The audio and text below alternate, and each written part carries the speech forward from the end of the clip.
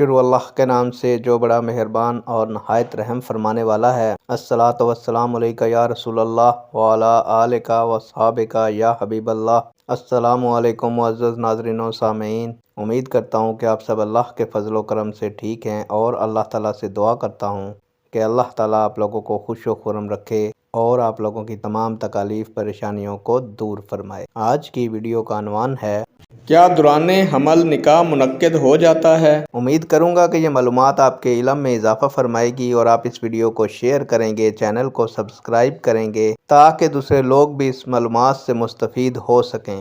بڑھتے ہیں ویڈیو کی جانب۔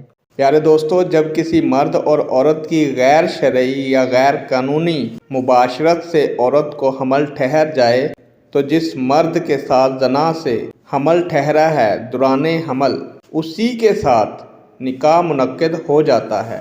بہتر یہی ہے کہ زانی اور زانیہ کا نکاح کروا دیا جائے، کیونکہ زانیہ کو حمل ٹھہرنے کی صورت میں کوئی دوسرا اس کے ساتھ نکاح کرنے کے لیے تیار نہیں ہوتا۔ اگر کوئی نکاح کر بھی لے تو کئی طرح کے مسائل جنم لیتے ہیں۔ اگر کسی دوسرے شخص سے نکاح کرنا ہے تو واضح حمل یعنی بچے کی پیدائش کے بعد کیا جائے۔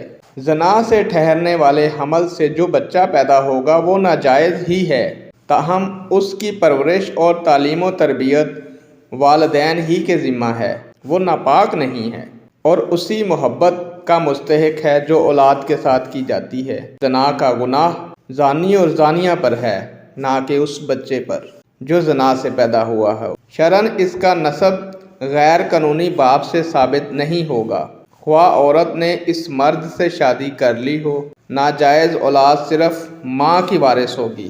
نیک دعاؤں کے ساتھ آپ سے اجازت چاہوں گا۔ اللہ تعالیٰ آپ کا اور میرا حامی و ناصر ہو۔ اللہ حافظ۔